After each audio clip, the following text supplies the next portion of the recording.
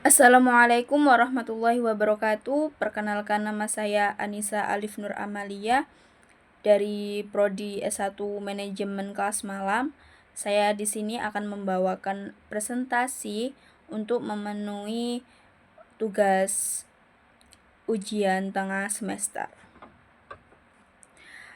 Yang pertama, jelaskan mengapa layanan pelanggan merupakan elemen strategis dalam mempertahankan loyalitas pelanggan dan keunggulan kompetitif sebuah bisnis.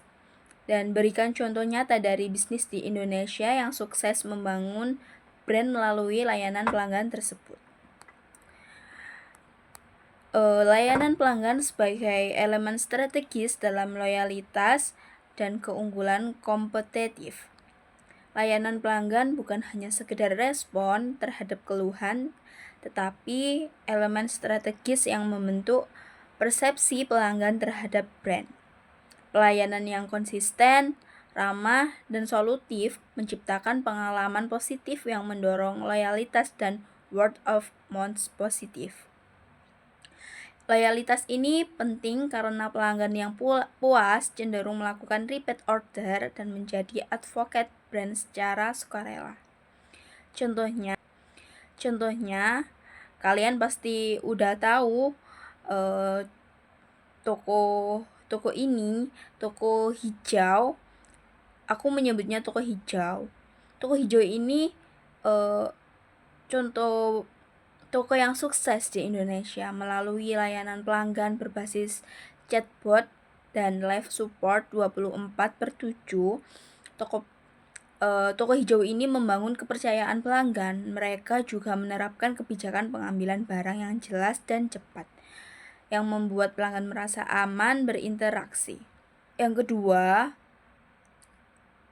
berikan simulatif naratif dalam bentuk percakapan pendek antara staf layanan pelanggan dengan pelanggan yang kecewa. Jelaskan bagaimana staf tersebut menggunakan komunikasi verbal dan non-verbal yang efektif untuk menenangkan situasi. Simulasi percakapan antara staf dan pelanggan yang kecewa. Yang pertama, saya sangat kecewa. Barang yang saya pesan dan datang terlambat 3 hari, padahal saya sudah bayar ongkir ekspres. Dan datang staff dengan suara yang tenang dan ekspresi wajah yang empatik menjawab, "Mohon maaf atas ketidaknyamanan yang Anda alami. Saya benar-benar memahami kekecewaan Anda dan kami sangat menghargai kesabaran Anda. Bolehkah saya bantu mengecek status pengiriman Anda sekarang juga, agar kami bisa segera menyelesaikannya?" Dan kata-kata verbal,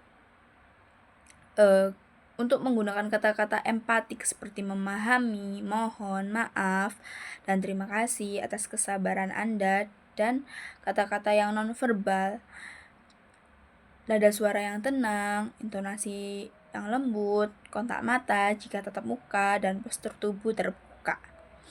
Efeknya untuk menciptakan rasa dihargai dan dipercaya yang menenangkan pelanggan serta membuka ruang untuk solusi. Selanjutnya nomor 3, dari seluruh materi atau 7 materi yang telah dipelajari, apa keterampilan layanan pelanggan yang menurut Anda paling penting untuk dikuasai di dunia kerja? Jelaskan alasan Anda secara relektif dan berikan contoh penerapannya dalam konteks bisnis digital saat ini.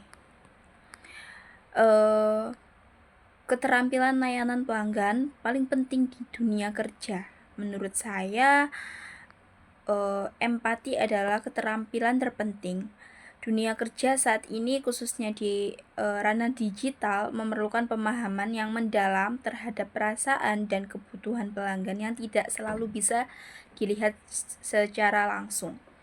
Contoh penerapannya dalam bisnis digital seperti e-commerce, empati diterapkan melalui respon cepat dan personalisasi dalam layanan chat. Misalnya, saat pelanggan mengeluhkan barang rusak, staf tidak hanya menjawab dengan skrip otomatis, tapi juga menyampaikan simpati dan solusi yang proaktif. Selanjutnya, nomor 4, jelaskan bagaimana kegagalan dalam menyelaraskan komunikasi verbal dan nonverbal dapat menimbulkan kesalahpahaman dalam layanan pelanggan. Dan berikan satu contoh konkret dan analisis mengapa hal tersebut terjadi, serta bagaimana perbaikannya. Dampak kegagalan menyelaraskan komunikasi verbal dan nonverbal. Ketidaksesuaian antara komunikasi verbal dan nonverbal bisa menimbulkan kesan tidak tulus atau bahkan sarkasme. Contoh konkret, seorang staf mengatakan, "Kami sangat menyesal atas ketidaknyamanan Anda," sambil tersenyum sinis dan menyilangkan tangan.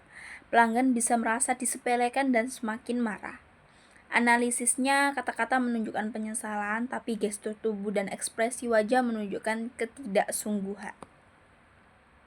Perbaikannya yaitu latih staf agar keselarasan antara kata, nada, suara, dan bahasa tubuh selalu dijaga. Gunakan pelatih role play untuk membangun kesadaran ekspresi nonverbal. Dan soal yang terakhir, nomor 5, Anda menghadapi pelanggan yang menunjukkan kombinasi perilaku decisive dan ekspresif. Bagaimana strategi layanan yang harus Anda gunakan untuk menghadapi pelanggan dengan tipe gabungan seperti ini? Tunjukkan langkah komunikasi dan pendekatan layanan secara logis. Strategi menghadapi pelanggan tipe decisive dan ekspresif. Ciri khas pelanggan yang decisive yaitu tegas, cepat, mengambil keputusan, suka efisiensi. Kalau pelanggan yang ekspresif, orangnya itu emosional, suka dilibatkan, menghargai hubungan. Untuk strategi layanannya yaitu langsung ke intinya, tawarkan solusi yang cepat, jangan terlalu banyak basa-basi, dan tunjukkan antusiasme, gunakan bahasa yang bersemangat dan komunikatif. Berikutnya, berikan pilihan, tawaran opsi layanan agar mereka merasa memegang kendali. Gunakan afirmasi, tunjukkan bahwa pendapat dan perasaan mereka dihargai. Contoh pendekatannya yaitu, "Bapak atau Ibu, kami memahami pentingnya kecepatan bagi Anda. Ada 2 opsi yang bisa langsung kami lakukan. Ganti produk hari ini atau refund dalam 24 jam. Mana yang lebih nyaman menurut Anda?" Sekian presentasi dari saya, semoga bermanfaat. Wassalamualaikum warahmatullahi wabarakatuh.